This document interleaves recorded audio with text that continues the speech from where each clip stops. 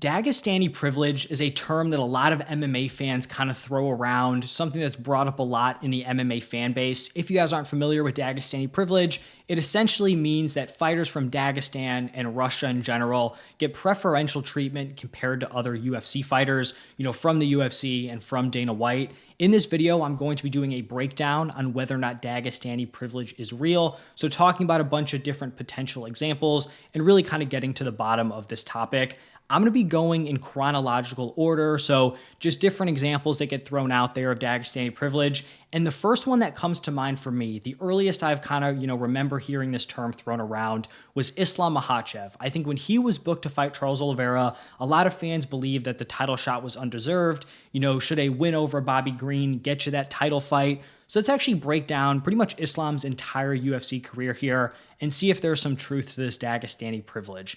So Islam was actually not pushed super heavily early on in his UFC career. He started 7-1 in the UFC, won his debut, lost his second fight, then won 6 straight, and he didn't get a single ranked opponent in those first 8 matchups. I mean, typically, if you're sitting there at 6-1 in the UFC on a 5-fight win streak, you're probably getting the opportunity to jump into the rankings. That just wasn't the case for Islam. I will say he was ranked number 15 when he fought Davy Ramos, so he did end up getting into the rankings, not by beating someone who was ranked, but that's really not a crazy thing. That happens. Someone retires, someone goes on a long, losing streak. They could get bounced and someone could get bumped up to that 15 slot, even if they didn't win a fight to get there. So I don't think it was crazy that he was ranked at 15 at some point. The UFC really started to push Islam right as Khabib's career was kind of winding down. So he got his first big opportunity. He was booked to fight RDA at UFC 254. That ended up being the card where Khabib retired. Unfortunately, we did not get to see that fight because RDA tested positive for COVID. So they were kind of pushing him before Khabib officially retired. It's not like he only got the jump once Khabib was out of the picture. They wanted him to take that step up when Khabib was still active as the champion. So RDA pulls out of that fight. It ends up getting rebooked a month later. Then Islam Makhachev has to pull out of that fight. So he's booked to fight RDA twice. It doesn't happen.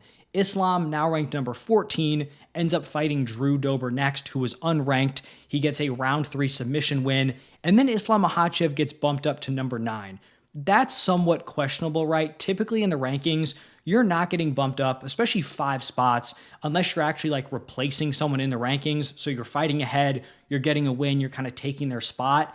It is very rare for someone to fight down or fight outside of the rankings and see this much of a boost in their ranking. So something I'm throwing out there, he went from 14 to 9 after beating Drew Dober. Then his next fight was the new number 14, Thiago Moises. He submitted him in the 4th round. Islam then got bumped from number 9 all the way up to number 5. Also pretty questionable, right? You beat the number 14 guy. How does that elevate you up to number 5 when you didn't fight ahead in the rankings? Moving up 4 spots, also kind of questionable. Then he gets booked against RDA for the 3rd time. RDA ends up pulling out of that fight. Dan Hooker steps in on somewhat short notice. Dan Hooker at the time was ranked number 6.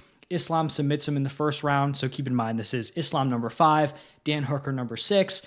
Islam gets the win, moves up to number 4. I don't have a huge problem with that. Moving up 1 spot for beating someone ranked 1 spot behind you seems pretty reasonable. And then he is booked to fight Beneil Dariush. So this was, I think, at the time, the fight that was kind of considered the number 1 contender matchup. The winner of this fight would get the title shot. Islam ranked number 4. Beneil was ranked number 3. Beneil ends up pulling out on, I think, a week's notice. It was, pretty close to the fight where Beneil Dariush pulls out. Bobby Green steps in on short notice. An unranked Bobby Green steps in. Islam finishes him in round 1 with ground and pound. At this point, he has 2 ranked wins and is now getting the opportunity to fight for the belt.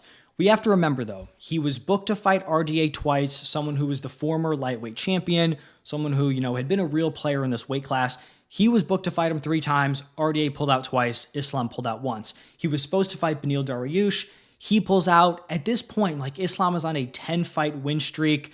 I don't think there was someone else sitting out there that was snubbed of a title shot. He was clearly talented enough, right? He was the betting favorite going into that Oliveira fight. So I think people knew he had the talent to be the champion.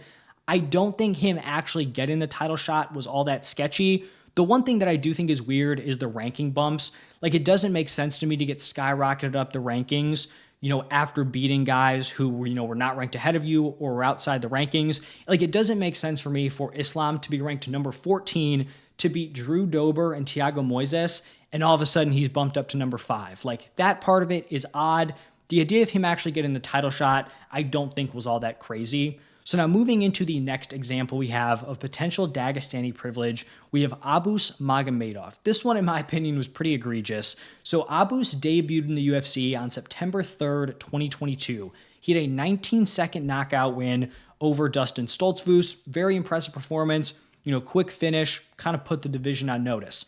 Next up, he was booked against Gerald Meerschaert. Kind of a decent step up, right? Like, if you really want to push someone, Gerald Meerschaert, like, a win over him could get you a shot at the top 15. So they clearly wanted to give Abus a push here. Abus had to pull out with visa issues. Then he was booked against Mahmoud Muradov. Muradov ends up pulling out of that fight. So he has 2 more fights booked. He can't fight in one of them. His opponent pulls out of the other one. Then the UFC, out of nowhere, books him in a main event against the number 7 ranked Sean Strickland. This fight happens. Abus looks decent in round 1, wins the first round, then just completely runs out of gas in the second round and gets finished by Sean Strickland. This was just egregious matchmaking. Someone who has won 1 fight in the UFC should not be getting launched into a main event against Sean Strickland. You even think about a guy like Alex Pereira, someone who really was kind of fast-tracked by the UFC, right? His 3rd fight was against Sean Strickland. He still had 2 fights outside the rankings, and like, you had this storyline with him and Izzy. Like, there was every reason to just completely vault Alex Pereira, up into the rankings. And even the UFC took a little bit longer than they did here with Abus Magomedov. So for him, I think this was just a crazy fight. It should not have been made, and we'll talk a little bit more about it later on. Now, the next example here, we have Ikram Aliskerov. So he debuted in the UFC on May 6th of 2023, had an impressive round 1 KO win over Phil Hawes. The UFC then comes out and says that he is booked against number 5 Paulo Costa. So the UFC announces this. People, believe it, because if the UFC, Dana White's saying it, they assume it's true. Not something you can always just lock in, but the UFC announces that this fight is happening. Turns out Paulo Costa never agreed to this fight. He did not agree to sign a contract to fight Ikram Aliskerov, but the UFC kept pushing that this was going to happen, so they don't end up coming to terms. They don't end up fighting. It was an egregious, spot to book him against Paulo Costa, but the fight doesn't happen, doesn't end up taking place. He is then booked to fight Nasruddin Imavov, who is ranked number 13. Not as crazy, but still 1 win in the UFC. Now you're getting a shot at someone who's ranked number 13. Seems like a pretty big jump. Imavov ends up pulling out of that fight. So Ikram gets a fight against Warley Alves. He beats him. He's then booked against Anthony Fluffy Hernandez, but Ikram Aliskerov has to pull out of that matchup. He gets booked against Andre Muniz. Muniz ends up being the one who has to pull out. And then the last time we saw him fight was the short notice Robert Whittaker matchup where he was KO'd in under 2 minutes. Now, I do not blame the UFC or Ikram for this Whittaker booking. It was short notice. Hamzat pulled out. Robert Whittaker needed an opponent. If no one in the top 15 said yes and they went to Ikram and he agreed and, Bobby Knuckles was cool with it, good, he stepped up. We got to see Whittaker fight. I have no issues with that. But it does seem pretty egregious that the Paulo Costa fight was even potentially thrown out there by the UFC. It made no sense. Also, even crazier that they were almost trying to blackmail or push Costa into a corner of having to accept this matchup. Just very weird matchmaking from the UFC. Doesn't make a ton of sense in my opinion. Now, the next example we have is Shamil Gaziev, someone who I think has become a little bit of a meme here in the heavyweight weight class. He debuted in the UFC on December 16th of 2023. He had a round 2 knockout win over Martin Buday. So, a solid win. Buday is, I guess, decent competition for someone making their debut. But I don't think anyone watched that fight and was like, oh my God, Shamil Gaziev is going to be the next great heavyweight champion. Maybe you did. Personally, that was not the take that I got from that fight. But in his next fight, his second fight in the UFC, he is main eventing against the number 12 Jairzinho Rozenstruik. I think fighting the number 12 seems a little crazy in your second fight, but getting a main event slot, that is insane. The fight was stopped on the stool after the 4th round. It was not an entertaining fight. It was not a super competitive fight. And so just not great, right? He shouldn't have been in that spot. Even if you want to jump him up into the number 12 spot, why are you putting some random heavyweight in a main event when you've never seen him get extended in a fight? Didn't make a ton of sense there when it came to Shamil Gaziev. Now, the final guy I'm going to talk about here, actually second to last guy, is going to be someone fighting this weekend, Umar Nurmagomedov. I think people kind of throw around the same Dagestani privilege with Umar, just like they did with Islam Makhachev. And so let's run through his whole UFC run. He was booked to debut in the UFC against Hunter Azure on April 18th, 2020. That fight was canceled due to COVID, so he did not make his debut then. He was then booked against Nathaniel Wood and Sergey Morozov. Umar ended up pulling out of both those matchups. So he had 3 canceled fights before he ever made his debut. One was just COVID.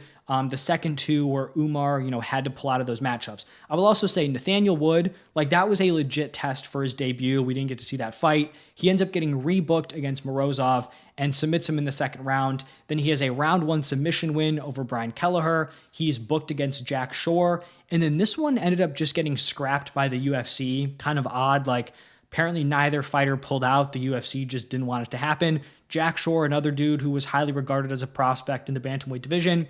We didn't get to see that matchup. Then he gets a decision win over Nate Maness, who's unranked at the time. But somehow Umar then enters the rankings at number 11. So he beats someone who's unranked, not even someone who was a wildly successful bantamweight, former champion, contender, nothing like that. So him coming into the rankings at number 11 is pretty odd. Then he gets a round 1 knockout win over Raoni Barcelos. Keep in mind, Raoni Barcelos also unranked. So he's sitting there at number 11, gets a knockout over someone who's unranked. And his next fight, he is now booked against Corey Sandhagen, who, keep in mind, at this time was on a 2-fight win streak. So Umar is getting this massive jump up. He's going from, being ranked number 11, maybe number 12 at the time, to now getting to fight Corey Sandhagen, who not only is way up there in the rankings, but having some success, probably on the verge of a potential title shot. He gets that opportunity and ends up pulling out of the fight a couple weeks beforehand. Rob Font steps in. Corey Sandhagen stays on the card, main events against Rob Font, and gets the win, from the short notice replacement. Umar then gets booked against a debuting Beksat Almakhan. So a dude coming in, making his UFC debut, fighting a ranked Umar. Umar beats him by decision. Then the UFC goes back to the Corey Sandhagen matchup. So once again, Umar coming off an unranked win after already pulling out of the first main event against Sandhagen. He gets another opportunity and then goes out, beats Corey Sandhagen, and wins a clear decision. So now he is getting a title shot against Merab off of 1 ranked win. We look at the betting odds here. He is a minus 325 favorite. He is a larger than 3-1 favorite here against Merab, who has looked completely dominant, against very, very high level competition. You compare that to a guy like Davison Figueiredo, who was on a 3-fight win streak with 2 ranked wins over Chito Vera, Rob Font, also had the Cody Garbrandt win, and he still needed to fight Petr Yan to potentially get, that title shot. So the thing with Umar here, I feel like the kind of excuse people throw out if they want to defend him, not having these ranked wins, is they say that nobody wanted to fight him. And I just don't believe that to be true, because first off, Corey Sandhagen was willing to fight him when he was outside the top 10, and Umar still pulled out of that fight. You look at some of his earlier bookings, right? He pulled out of the Nathaniel Wood fight. Nathaniel Wood was a legit rising prospect at this point. This was before he had moved up to 145.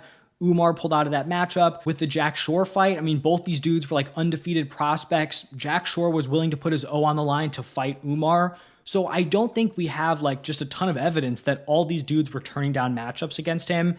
And even if they are turning down matchups, it's the UFC's job to kind of incentivize them to take these fights, not necessarily just launch him up to the rankings. But then you do have the argument of he probably is good enough, right? If he's that large of a favorite, he has the talent to be fighting for the title. Before we, wrap up all these dudes, the last example I have here, someone who actually has not debuted yet, we have Rizvan Kuniev. He is making his UFC debut on February 22nd of 2025. And this might actually be the most insane example of Dagestani privilege. So he got a UFC contract on the Contender Series. He is debuting in February against Curtis Blades. Yes, Curtis Blades, the number 5 ranked heavyweight who is coming off a shot at the interim title. So someone who just fought for the interim title, he is now going to be fighting a debuting Rizvan Kuniev. What's even crazier about this is it's not like Kuniev is some sort of elite prospect off the regional scene or like someone who had like Bo Nickel level hype. He previously fought in the PFL, and before his Contender Series fight, the fight before that, he tested positive for steroids, and that fight got overturned in the PFL. So like, this is a dude who's had steroid issues, and all of a sudden he's just getting like gifted this Curtis Blades fight on a silver platter. Very, very strange. So now let's kind of wrap this up, talk about some of the takeaways here from these different examples. I think it's pretty clear that Dagestani privilege does exist. I'd say 4 out of these 5 guys probably got opportunities that weren't earned. I think Islam's the one dude where maybe he didn't have the craziest resume into a title shot, but like aside from the weird rankings bumps, which like didn't really end up mattering because like it's not like he used that to get these like super high quality ranked wins because he didn't really have them. Outside of Islam, who I think, should have gotten that title shot, we have a lot of dudes that were thrown into huge matchups very early on. And then Umar, who even if he's ready, didn't really have the wins to back it up. I think the big question here is like, does it matter if they're getting this unfair advantage if they're good enough? Like, for example, if you believe Islam didn't deserve the title shot, he proved he's the best 155er. So like, is it the worst thing in the world that he got pushed maybe a little bit quickly? Same thing with Umar. Like, if Umar goes out and just outclasses Merab, who had already proven to be the best bantamweight, like, did we need to see him run through like 3 dudes in the top 10, right? Like, if he's the best dude, he might just be the best, and it's like, who cares if they get skyrocketed? Honestly, maybe my biggest takeaway is that it's the non-Habib team Dagestani fighters that should not be getting the special treatment, right? Abus, Gaziev, Ikram, these were all guys that were completely outclassed in their undeserved fights. Abus, had 1 round of cardio against Sean Strickland. Gaziev had nothing for Jairzinho Rozenstruik. Ikram Alaskarov was just nuked by Robert Whitaker, who hadn't had a finish in a long time. The Ikram one, like I said, I don't think it's like his fault or anything, but they did try to push him initially, and who knows, like the Paulo Costa fight could have ended very similar if he ended up taking that one. And then I'd expect pretty similar things in the Curtis Blades Kuniev fight. Like, I assume Blades is just going to run through him. That's kind of just what we've seen here, with these other matchups. I do think it's important to note, though, even if Dagestani privilege is kind of true, it's not like Dagestani fighters are the only ones that are benefiting from special treatment. You take a look at a guy like Sean O'Malley. He was ranked number 11, and they booked him against the number 1 fighter in Piotr Jan, and that was after he had a no contest against Pedro Munoz, and he was ranked number 11 after 0 ranked wins. So it's honestly a very similar situation to Umar, where Umar did not have any ranked wins. He came into the rankings at number 11, and then he just got like vaulted up into the top. I guess maybe you make the argument that, he didn't have to fight a Pedro Munoz, but neither did O'Malley. Like, he did not look great in that fight, ended in no contest. Now he's getting launched into the number 1 spot against Piotr Jan. So this is not a Dagestani only thing, but I do think there's been a trend here that's kind of emerged that some of these Dagestani fighters do get special treatment. But like I said, I think the biggest takeaway is maybe it's warranted for these Team Habib guys, but the rest of them, like, we don't need to see them in these big matchups getting rushed. It just has not panned out. So let me know your thoughts. Do you think Dagestani privilege is real? Do you think it's something that's, bad for the sport? Are you fine with it? Let me know your thoughts down below. Thank you all for stopping by, and I'll see you in the next one.